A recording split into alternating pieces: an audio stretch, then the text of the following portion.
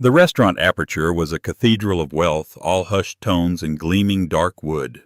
Mark Johnson adjusted his tie, the silk biting at his neck. He was trying to impress his new girlfriend Tiffany, and this was the place to do it. "It's all about access, baby," he whispered, leaning in. "The people who eat here, they run the city."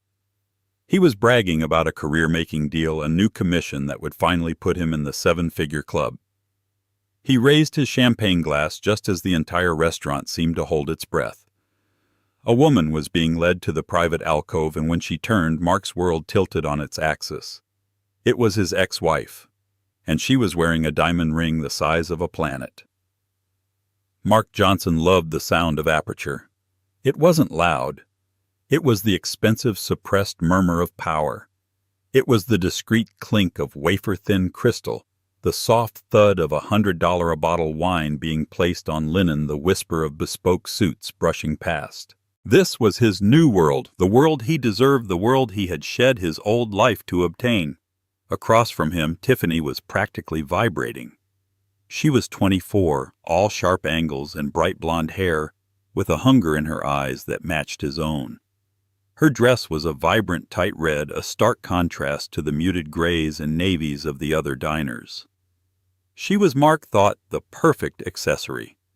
"I still can't believe you got us a table, Mark," she said, her voice a breathy purr as she filmed the chandelier with her phone.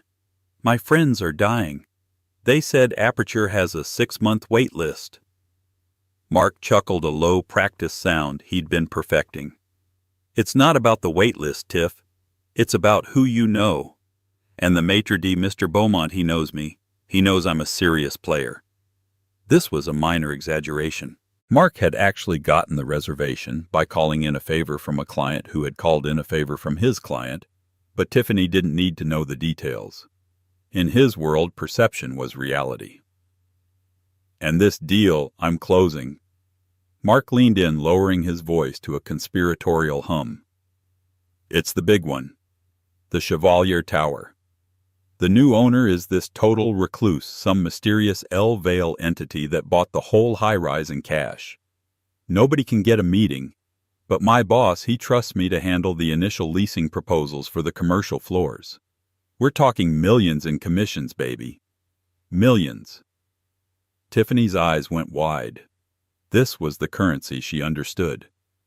"Oh, Mark, that's amazing. We could finally get that condo in the city." "Condo, try a penthouse." He sipped his champagne, the Dom Perignon he'd ordered, even though it was triple his car payment. It was an investment in his own image. He was celebrating a victory he hadn't yet won, but confidence was half the battle. "It's just..." Tiffany paused, a flicker of genuine curiosity in her expression. "What was she like?" "Your ex-wife?" "You never talk about her." Mark's smile tightened. The very thought of Laura was like grit in his teeth. It was an unwelcome intrusion of the past of his old mediocre life. "Laura," he scoffed, waving his hand dismissively. "What's to talk about? She was comfortable, safe, boring." He searched for the right words to describe the woman he had spent 15 years with. She was the kind of woman who uses coupons. Her idea of a 5-star meal was that local Italian place with the checkered tablecloths.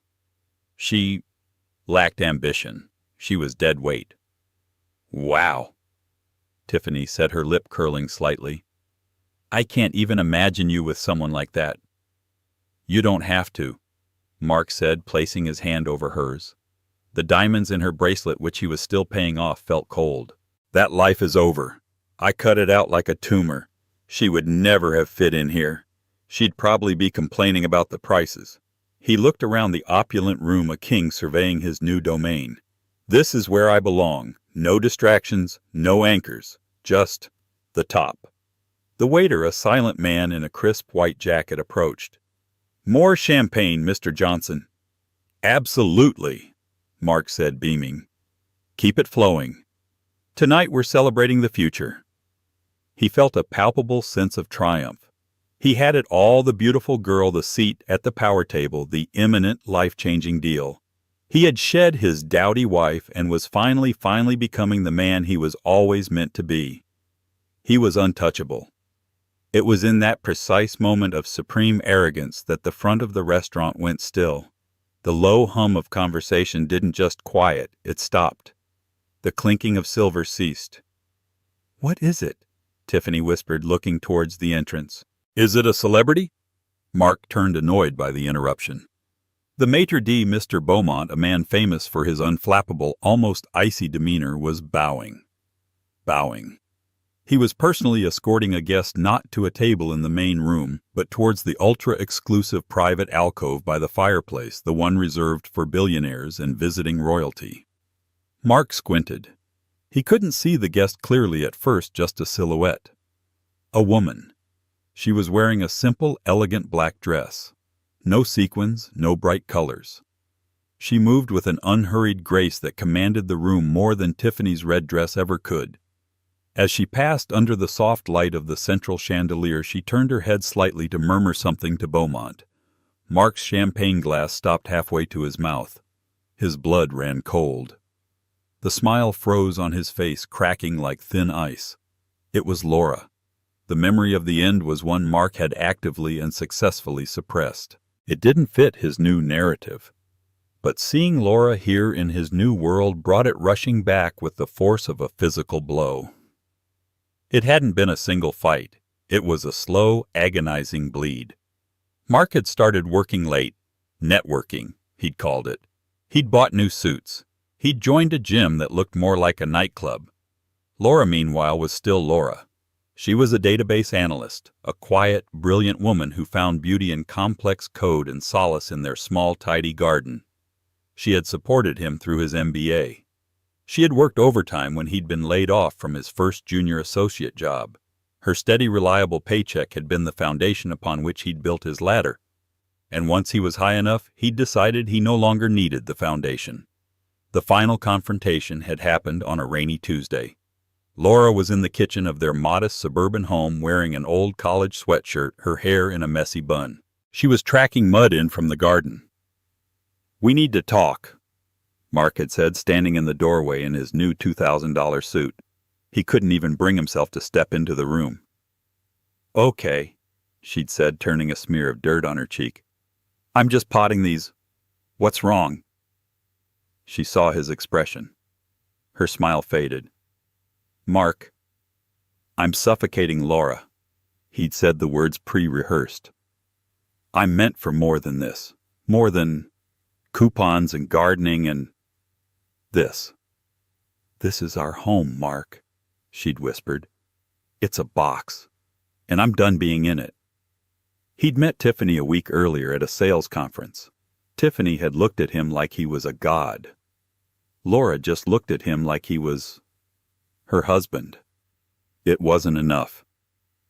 "I want a divorce," he'd said. The devastation had been absolute, but the true cruelty came later.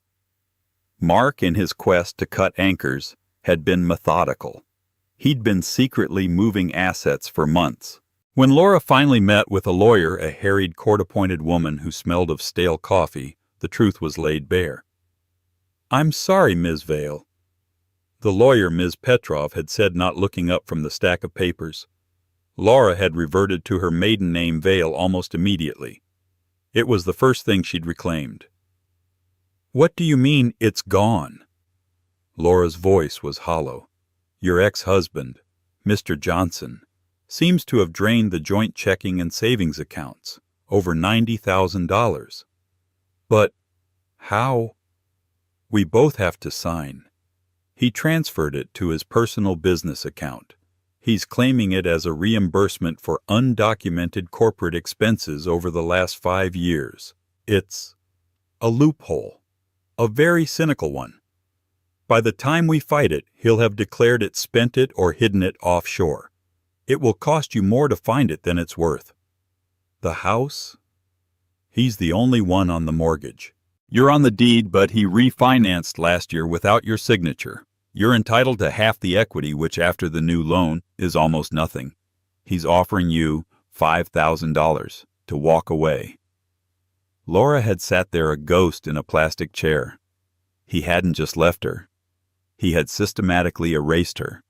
He had taken her 15 years of support of shared life of her overtime checks and valued it at $5,000.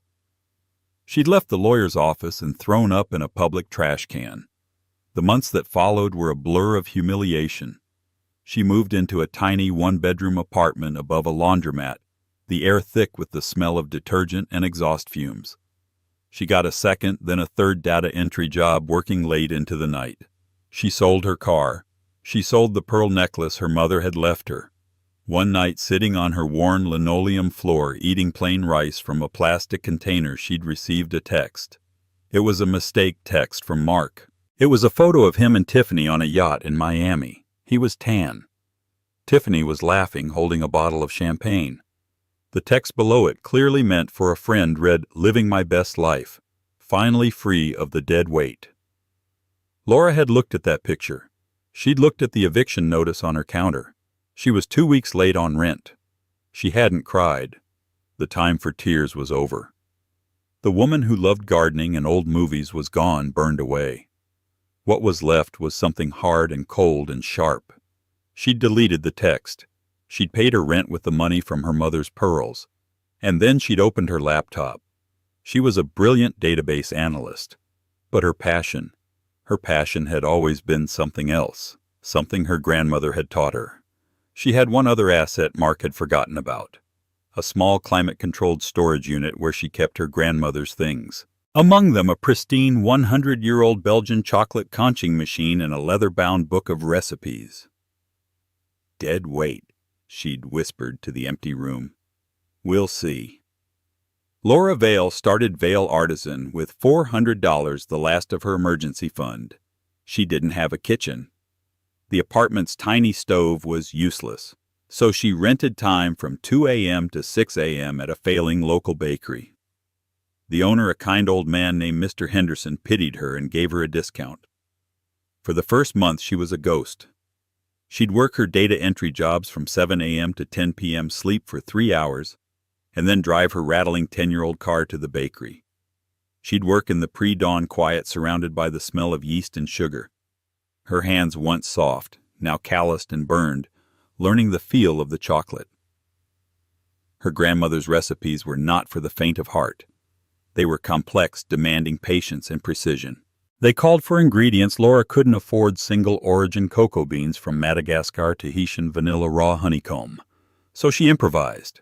She used her analyst skills to build algorithms cross-referencing supplier costs, shipping logistics, and commodity market fluctuations. She found a small fair trade co-op in Ecuador that sold incredible beans for a fraction of the cost if you bought in bulk. She couldn't afford bulk, so she took a risk. She took her last paycheck and spent it all on a 50-pound sack of raw cocoa beans.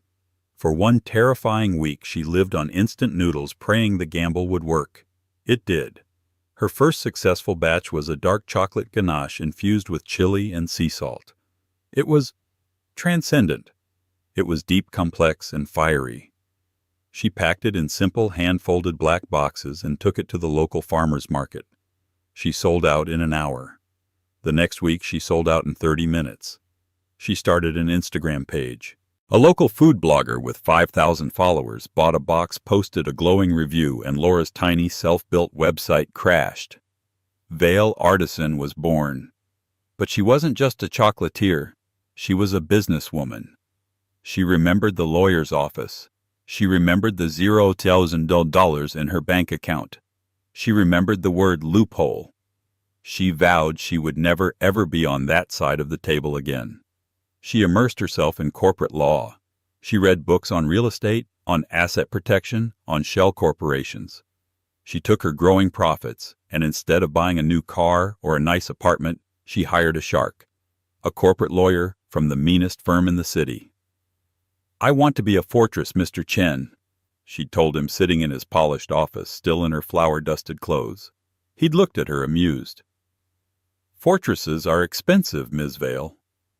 "I'm not asking for a loan," she'd said, sliding a check across the table. It was for $50,000. His full retainer. His amusement vanished. For the next 2 years, Laura worked. She worked 20-hour days. She expanded. She hired her first employee, a single mother named Sarah, from her apartment building. Then she hired 2 more. She leased a small commercial kitchen, then a larger one. Vail Artisan became the whisper on every foodie's lips. Her chocolates weren't just candy, they were experiences. The breakthrough came when a concierge at the St. Regis Hotel sent a box to a visiting travel critic. The review, titled "The World's Best Kept Secret," went global. Suddenly, Vail Artisan wasn't a local darling. It was an international brand. Purchase orders flooded in. Hotel chains, airlines, corporate gift brokers. The money was staggering. But Laura didn't change her lifestyle. She still lived in a modest, though safer, apartment. She still drove a practical car. She poured every single dollar back into the business or into other things. She began to invest, guided by Mr. Chen and a team of ruthless financial analysts. She bought distressed commercial properties. She acquired supply chains. She operated through a series of anonymous LLCs. She became L. Vail, the mysterious entity on paper that had brokers and bankers intrigued. She had become, in short, a ghost, a very, very rich ghost. Last month, her biggest deal had closed. A global distribution contract with a consortium of luxury hotel groups across Europe and Asia. The deal was valued in the high 8 figures. The Chevalier Tower, the newest, most high-tech building in the city, had gone into foreclosure during its final construction phase. The bank was desperate to unload it. L. Vail had swept in and bought it outright in cash for 30 cents on the dollar. The building, Mark's big one, was now just another asset in her portfolio. The ring had been a celebration. She'd walked past a high-end jeweler, seen it in the window, and bought it.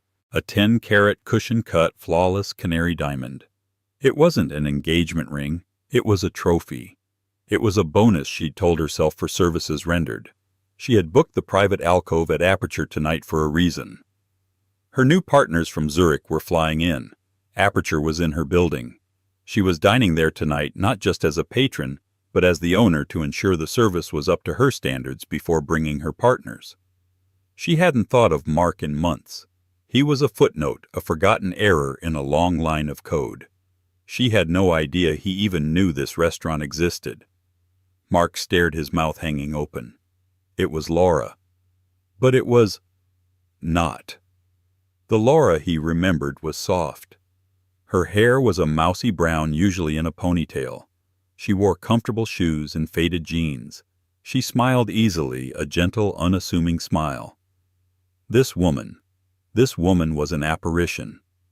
Her hair was a richer, darker chestnut cut, in a severe, elegant bob that grazed her jawline. She wore a simple, sleeveless black dress that was clearly painfully expensive. It wasn't flashy. It was tailored so perfectly, it seemed to be a part of her. Her only jewelry, aside from simple diamond studs, was a slim platinum watch on her wrist. She was thinner than he remembered, all sharp, elegant lines. But it was her face. Her expression was calm, neutral, almost cold. She looked, Mark realized with a jolt, powerful. Mark, who is that?" Tiffany's voice was shrill, cutting through his shock. "You're white as a sheet. Is that her?" "Shut up," Mark hissed, not taking his eyes off the scene. Mr. Beaumont, the maitre d', was holding the velvet rope to the private section aside. "Your usual table is prepared, Ms. Vail," Beaumont said, his voice normally reserved, now laced with genuine deference. "We have the mineral water you prefer, and the kitchen has prepared the small pre-appetizer you requested." "Thank you, Robert," Laura's voice said. It was her voice, but the tone was different. It was crisp, clear, and commanding. She called him Robert. Mark had groveled to this man and called him Mr. Beaumont.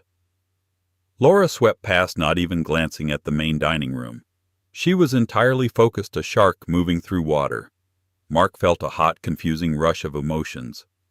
First shock, then a dark, possessive anger. His Laura here.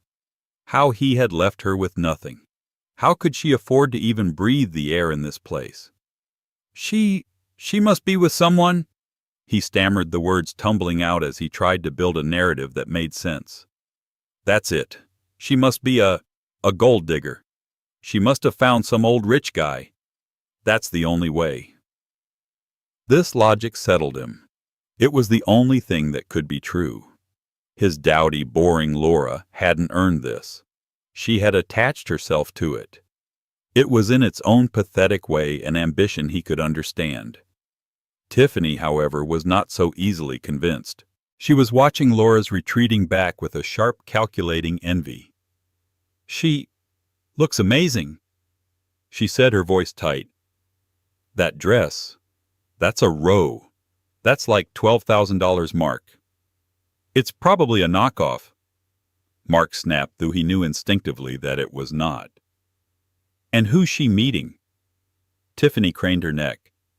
"I don't see anyone else in that section." "Her sugar daddy is probably running late," Mark said, trying to regain his swagger.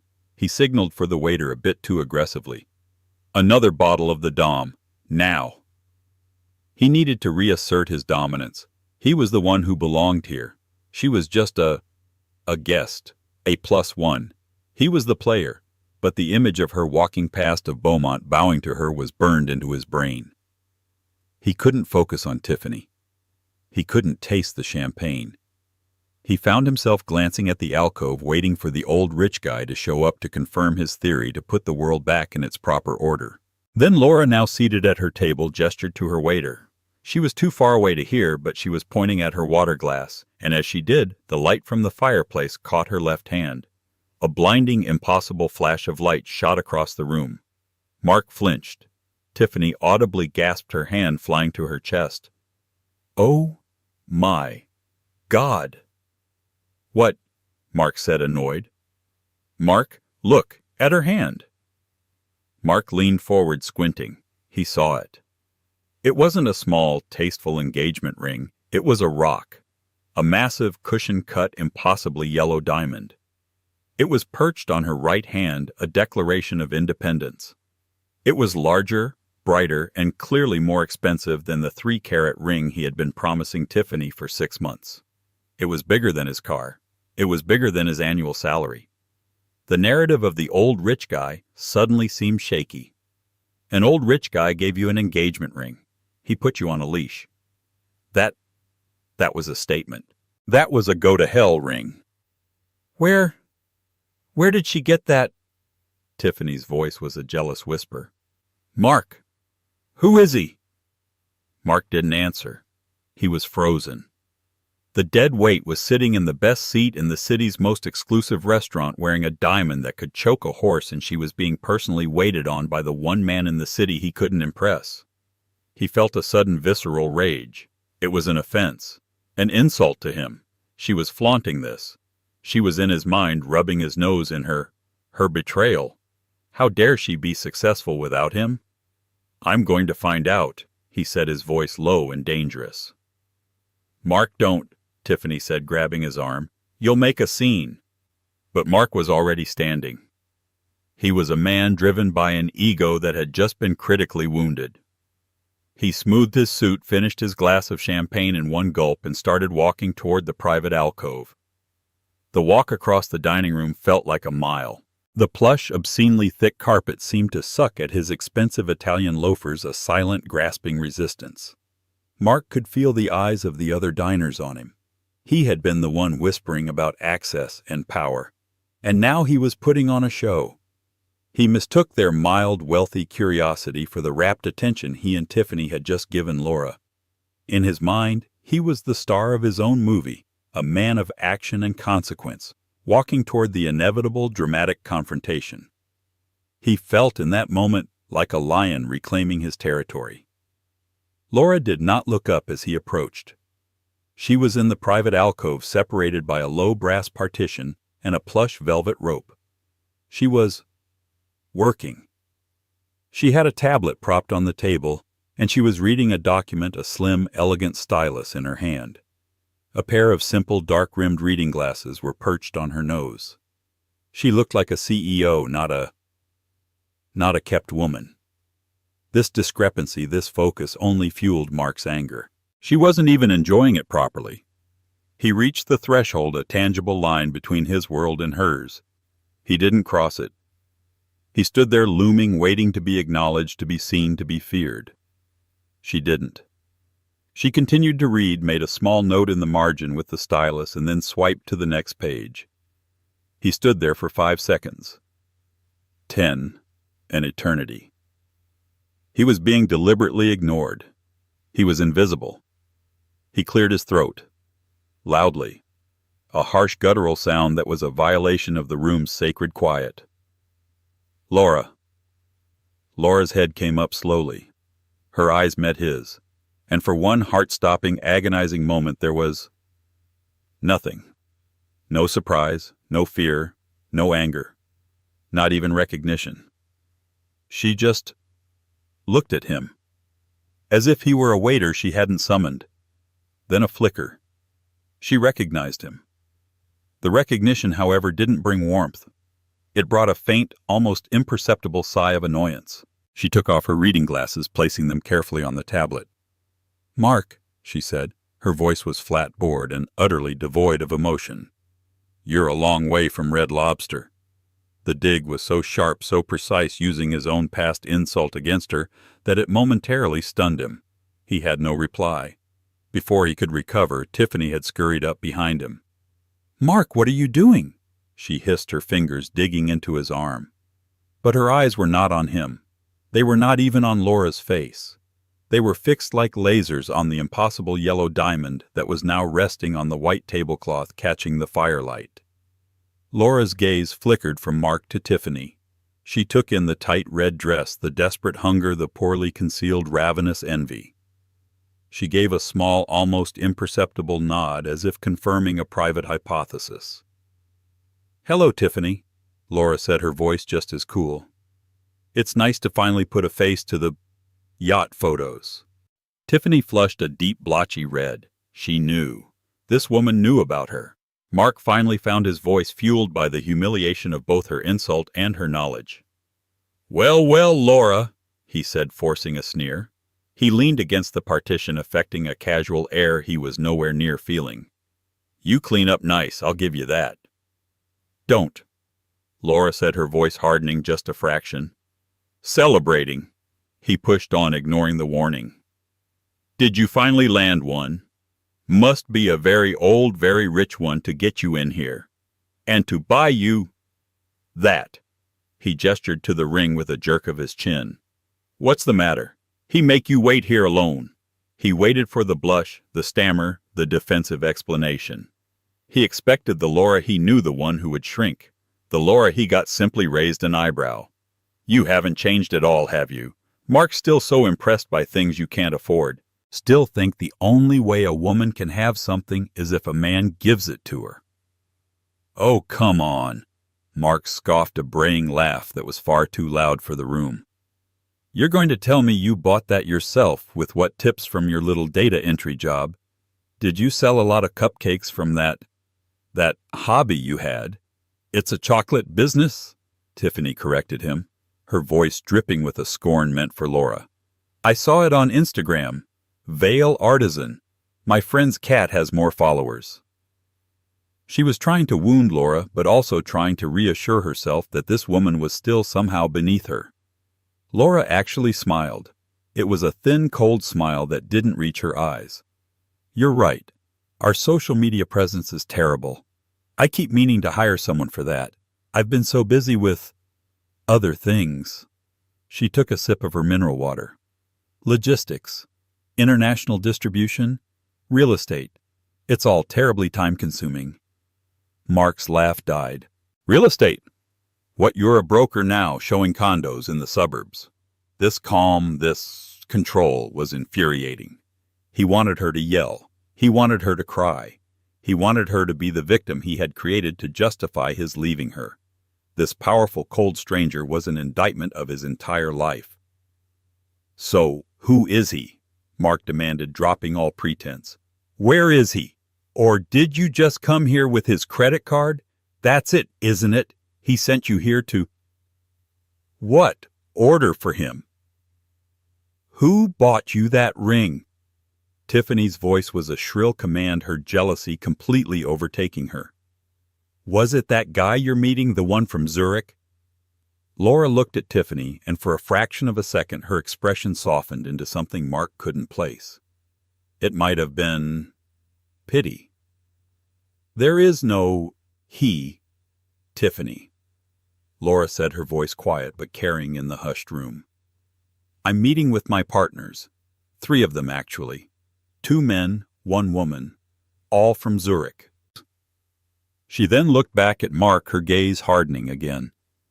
"And as for the ring, yes, Mark, I bought it. For myself." "Bull," Mark snapped. The word was out before he could stop it. That's a 10-carat fancy yellow cushion-cut flawless diamond. That's $1 million stone." He knew. He'd been shopping for Tiffany's ring, and he knew what real quality looked like. This was beyond real. You... He was sputtering, and he knew it. He was losing control. He, the serious player, was standing here yelling at his ex-wife in the middle of Aperture. He had made the very scene Tiffany had warned him against. It was at that precise moment, as Mark's entire reality was fracturing, that Mr. Beaumont materialized at his elbow. His arrival was so sudden and silent, it was as if he'd beamed in.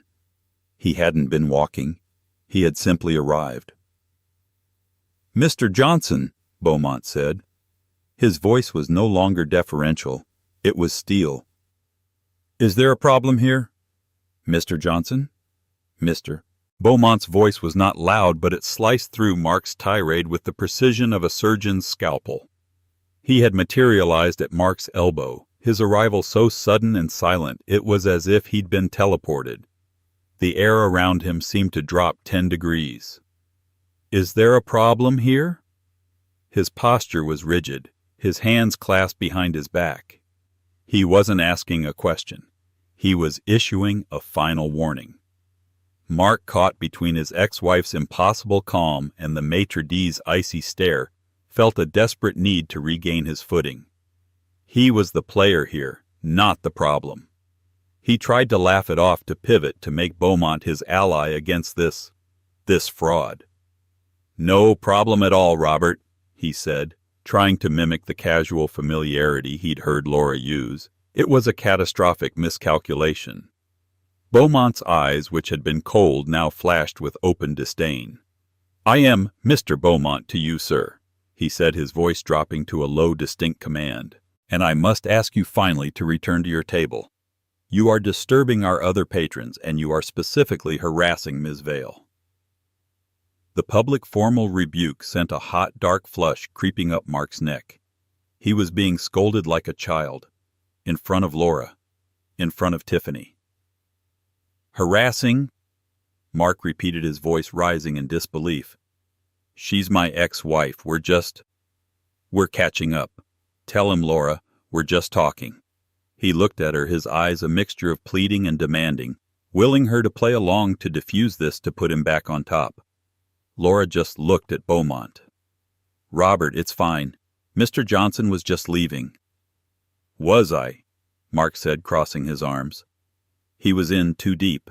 Retreating now was admitting defeat. His entire constructed identity was on the line. "I don't think I was. I'm waiting for an answer.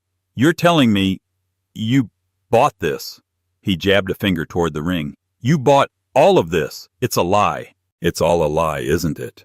You're a fraud, Laura, just like you've always been."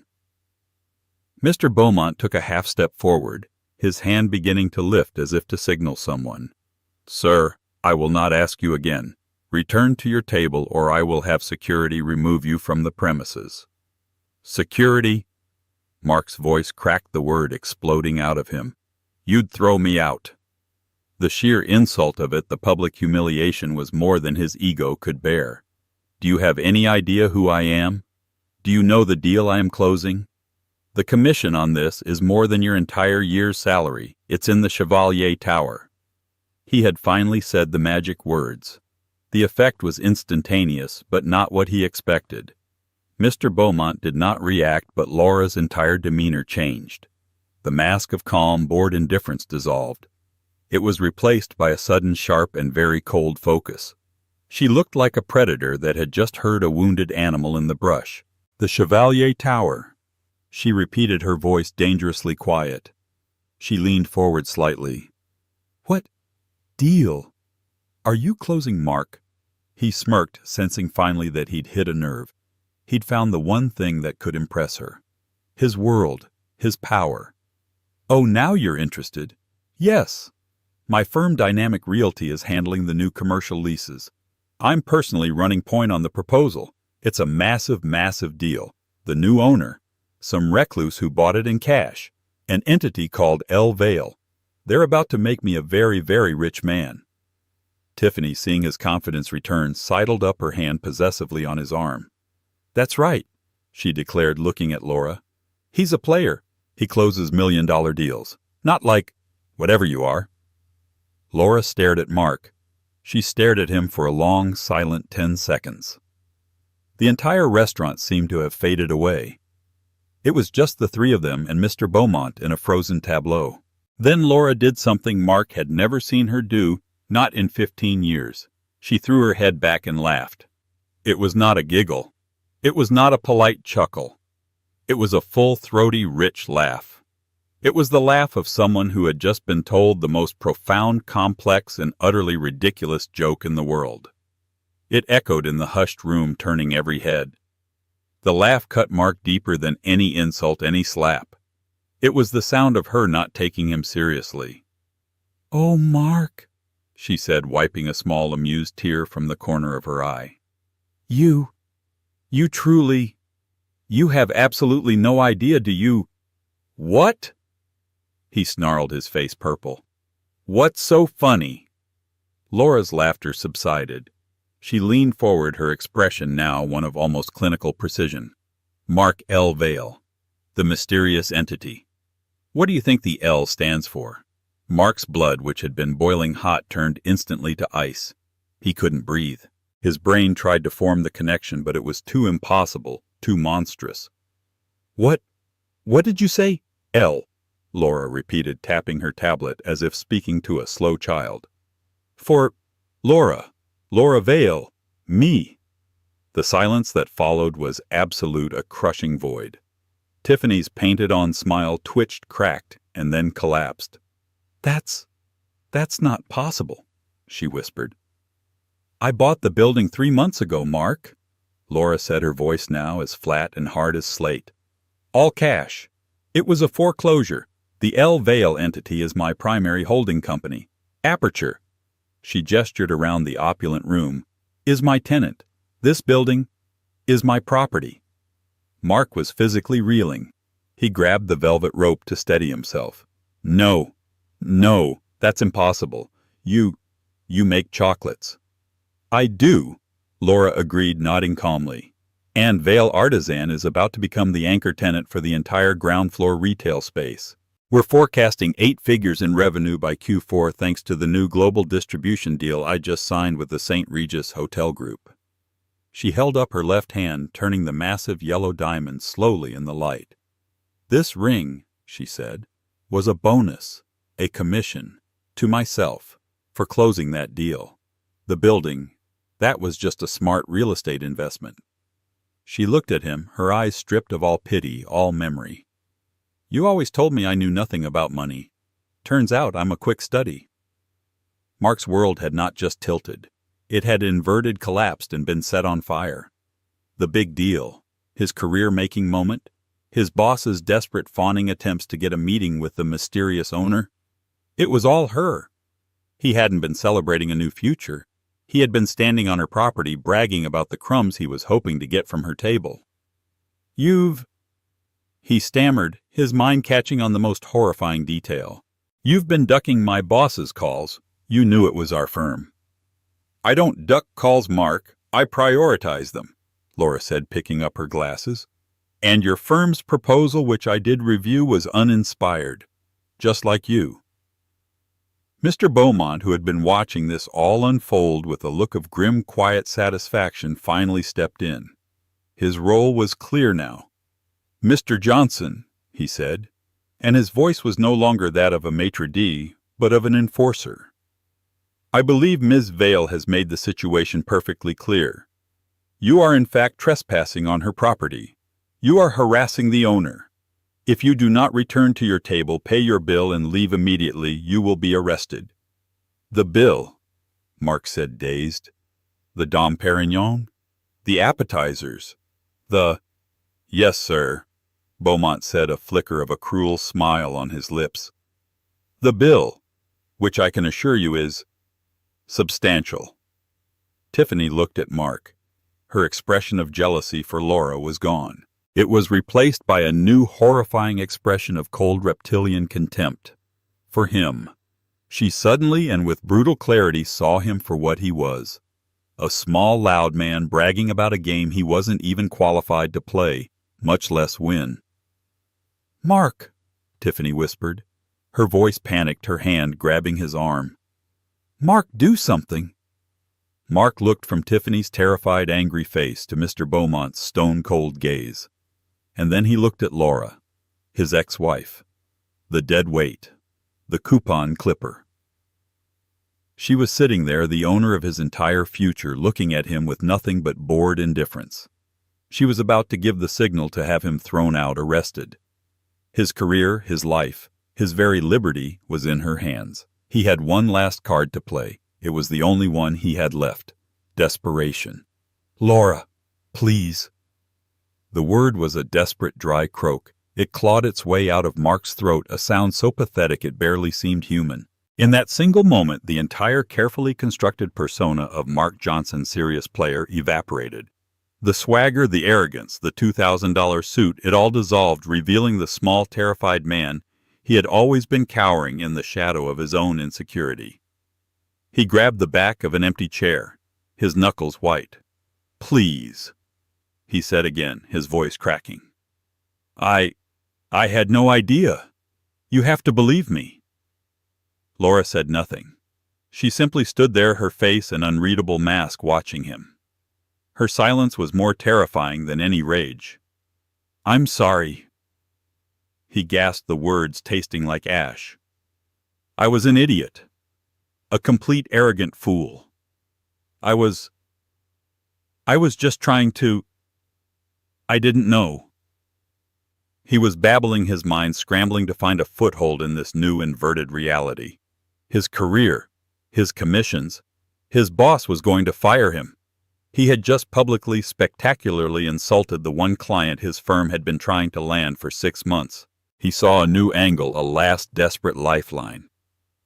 "We can work together, Laura," he said, a grotesque manic grin stretching his lips. He was a drowning man grasping at the anchor that was pulling him under. "This is perfect. Think about it. You need a broker who knows the building, who knows the market. I can help you. I can manage the realty for you. We can partner. Like old times." Tiffany, who had been frozen in place, watched this display, her face a mask of pure horror. He wasn't just begging. He was groveling. The powerful man she'd attached herself to was on his knees, and the woman he'd dismissed as dead weight was the one with all the power. Laura let his pathetic offer hang in the air, the silence stretching out until it became excruciating. She let him stand there, vibrating with his desperate, sweaty hope. When she finally spoke, her voice was so cold it could have cracked the crystal in the room. "Help me." She repeated the words perfectly lethally enunciated. "You want to help me." She took a slow, deliberate step toward him. She wasn't yelling. She didn't need to. Her quiet, controlled voice cut deeper than any shout could. "Mark, you are the man who couldn't manage a joint checking account without stealing from it. You're the man who told me I was dead weight while you were standing on the foundation I built for you." Every word was a perfectly placed stiletto, and Mark physically flinched with each one. "You didn't cut me loose to become successful." She continued, her eyes pinning him in place. "You ran away because you were terrified that I was smarter than you. And you were right." The unvarnished, brutal truth of it hit him with the force of a physical blow. He had no response. There was nothing to say. "You come into my restaurant," she said, her voice rising just enough to be heard by the surrounding tables, who were all rapt. a restaurant you can't afford to impress a girl you're lying to. You brag about a big deal that you just tanked because you couldn't keep your pathetic, insecure ego in check for 2 minutes. You don't just not help me, Mark. You are a liability. She turned, picking up the slim leather briefcase from her table. She was done. The trial was over. The sentence had been passed. "Laura, wait, please," he begged. "Mr. Beaumont," Laura said, turning her back on Mark completely. It was the most profound, brutal dismissal she could have possibly delivered. "My partners from Zurich are arriving through the private entrance in 5 minutes. Please have a bottle of the Dom Perignon P2, the 1998 vintage, not the swill Mr. Johnson is drinking, sent to my private conference room upstairs." "Immediately, Ms. Vale," Beaumont said, his face a perfect mask of professional deference. "And—" Laura paused at the alcove's exit. She looked back, not at Mark, but at Tiffany. The younger woman was pale, her eyes wide, looking at the life, and the man she'd just bet on, both imploding. "A word of advice, Tiffany," Laura said, her voice softening just a fraction into something almost like pity. "If you're going to be a gold digger, make sure you dig for actual gold, not just brass." She then allowed her gaze to fall on Mark one last time. Her face was completely, utterly empty. All the history, the love, the pain, it was gone. He was nothing to her. "Have a good life, Mark. Or don't. I truly don't care." And with that she was gone. She swept out of the alcove and through a private, unmarked door at the back of the restaurant, a door Mark had never even noticed. She vanished, leaving a stunned, silent, and deeply humiliated dining room in her wake. Mark was left standing there, his face burning his suit, suddenly feeling cheap and tight. He was a fraud. He was the fraud. He turned dazed and looked at Tiffany. She was still standing by his side, but she wasn't looking at him. She was looking at the empty space where Laura had been, and then at the exit. The calculation in her eyes was cold and quick. She knew a sinking ship when she saw one. Without a single word, she picked up her clutch from his table, turned her back on him, and walked away. She didn't storm out. She didn't cry. She just left. She walked right past him, through the hushed restaurant and out the front door, disappearing into the night before he could even form a word. Mark was alone. He sank back into the chair at his table. The half-empty bottle of champagne looked like a mockery. He was finished. His boss would fire him by 9 a.m.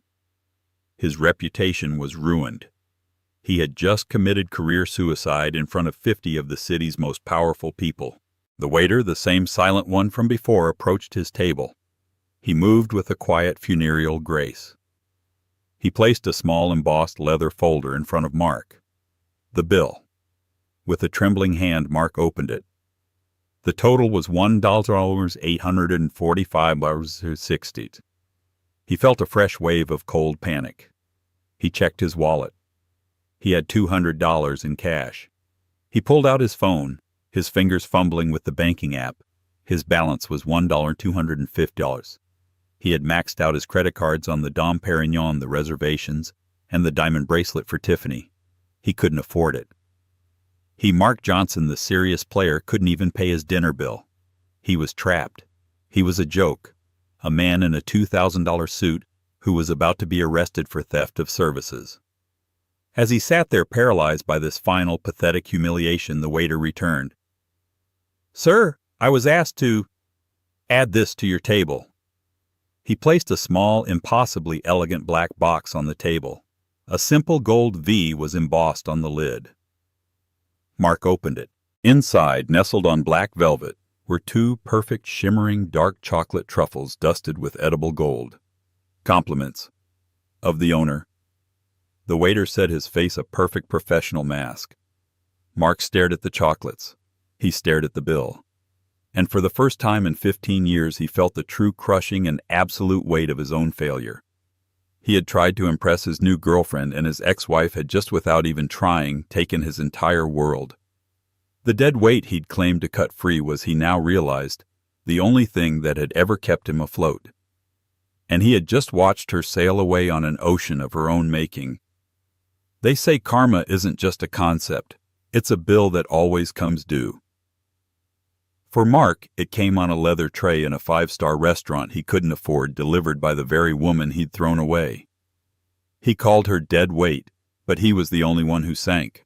Laura didn't just get revenge, she got everything. She didn't need a man to buy her a diamond. She bought her own with the empire she built from the ashes he'd left her in. What did you think of Laura's ultimate comeback?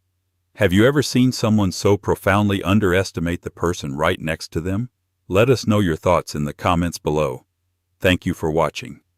If you love this story of justice and vindication, please hit that like button, share it with someone who needs to see it, and be sure to subscribe and turn on notifications so you never miss a story.